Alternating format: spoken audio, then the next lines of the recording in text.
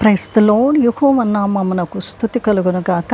జ్ఞానయుక్తమైన మాటలు వినడానికి మిమ్మను ప్రేమతో పవర్ ఆఫ్ ప్రైజ్కి ఆహ్వానిస్తూ ఉన్నాను. సామెతల గ్రంథం 15వ అధ్యాయం 21వ వచనాన్ని మనం చూసినట్లయితే, బుద్ధి లేని వానికి మూర్ఖత్వమే ఆనందము, వివేకి అతడు నేరుగా నడచును అన్న మాటను మనం చూస్తూ ఉన్నాం. అంటే బుద్ధి లేనివాడు ఏం చేస్తూ ఉంటాడు అంటే, దైవికమైన విషయాల గురించి తను ఆలోచించడు. తను చేసేదంతా కూడా తప్పుడు మార్గంలోనే నడుస్తూ ఉంటాడు. తప్పు చేసి దాని యందు తను ఆనందిస్తూ ఉంటాడు. అయితే వివేకి అయిన వాడు ఏం చేస్తూ ఉంటాడు అంటే, జ్ఞానంతో ఆలోచిస్తూ ఉంటాడు. ఏది మంచిది ఏది తప్పు అనే విషయాలు ఆలోచించి జ్ఞానయుక్తంగా తన నడవడానికి చూస్తూ ఉంటాడు. అవివేకి అంటే బుద్ధిహీనుడు దేవుని దృష్టికి అది తప్పు అని తెలుసు, కానీ అది తనకి ఆనందం కాబట్టి ఆ ఆనందమే అనుభవించడానికి చూస్తూ ఉంటాడు. తన జీవితాన్ని చాలా కేర్లెస్గా ఆ జీవితాన్ని గడుపుతూ ఉంటాడు. తను తీసుకున్న నిర్ణయాలన్నీ కూడా తప్పుడు నిర్ణయాలే తీసుకుంటూ ఉంటాడు. ఆ తప్పుడు నిర్ణయాలు, తప్పులో తను చేస్తున్న ఆనందము ఎంతకాలం ఉంటుంది అంటే, అది తాత్కాలికమైన ఆనందము. అంతేకాదు తప్పు త్రోవలో అది నడిపిస్తూ ఉంటుంది. కానీ జ్ఞానం కలిగిన వారు చేసే పని ఏంటి అంటే, తను ఈ లోక సంతోషాన్ని, తాత్కాలికమైన ఆనందాల గురించి తను చూడడు. తను యథార్థమైన త్రోవలో తను నడుస్తూ ఉంటాడు.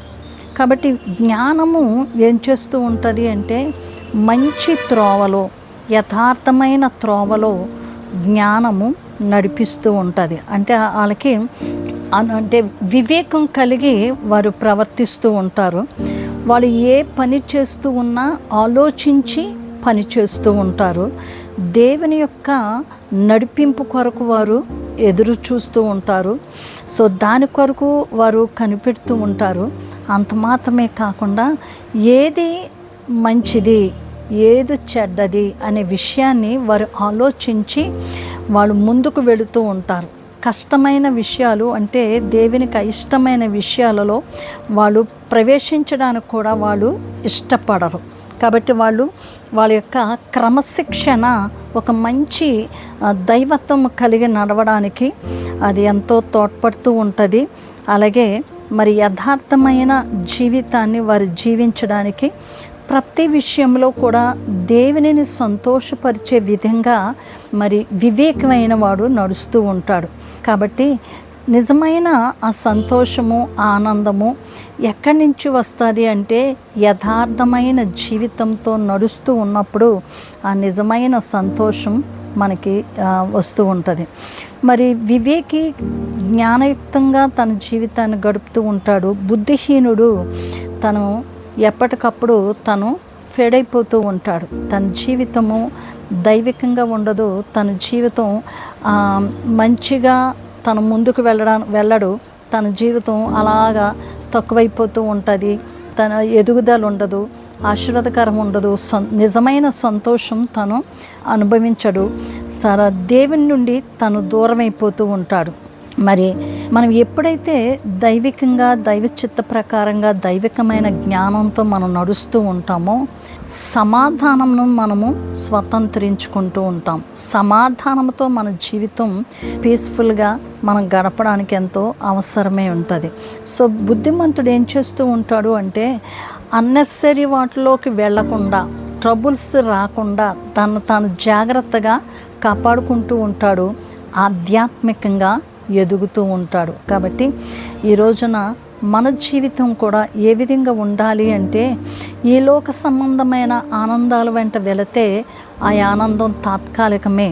కానీ దేవుని సంతోషపరిచే విధంగా మనం వెళుతూ ఉంటే దేవుడిచ్చే ఆనందము అది గొప్పది, తాత్కాలికమనేది కాదు. కాబట్టి దైవికంగా జ్ఞానం కలిగి దైవికంగా నడుచుకోవడం అది మనకెంతో ఆశీర్వాదకరం. సో అట్టి విధంగా పరిశుద్ధాత్మ దేవుడు మంచి త్రోవలో సరైన విధంగా జ్ఞానయుక్తంగా అంటే దైవ చిత్తానుసారంగా నడవడం, అది తిన్నని మార్గములో వివేకి నడుస్తూ ఉంటాడు. బుద్ధి లేని వానికి మూర్ఖత్వంలోనే తాను ఆనందిస్తూ ఉంటాడు. బుద్ధి లేనివాడు ఆ తప్పులోనే తాను ఆనందిస్తూ ఉంటాడు.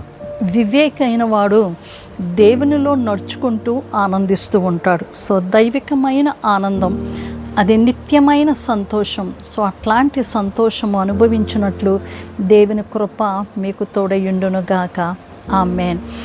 సకలాశీర్వాదములకు కారణభూతుడైన మా యెహోవా పరిశుద్ధుడా, గొప్ప దేవుడు, కృప కలిగిన దేవుడు తండ్రి, ఎప్పటికప్పుడు ప్రభువా మేము ఏ విధంగా జీవించాలో అనే విషయాన్ని మీరు మాకెంతో తేటగా తెలియచేస్తూ ఉంటారు.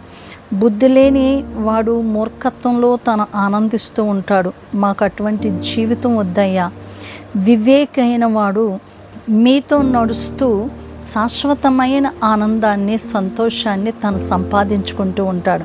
మిమ్మల్ని ఏ విధంగా సంతోషపరచాలి, తన యొక్క ప్రవర్తన ద్వారా, తన నడవడిక ద్వారా, తన యొక్క పనుల ద్వారా నాయన మిమ్మల్ని సంతోషపరిచే విధంగా తను నడుస్తూ ఉంటాడు. అట్టి జీవితం అనుగ్రహించి మీరు మహిమ తెచ్చుకొనమని, మీ కృపలతో నింపుమని, సమస్త మహిమ ఘనత ప్రభావాలు మీకు అర్పించుకుంటూ యేసు శ్రేష్టమైన నామమున స్తుతించి ప్రార్థించి పొంది ఉన్నాము తండ్రి.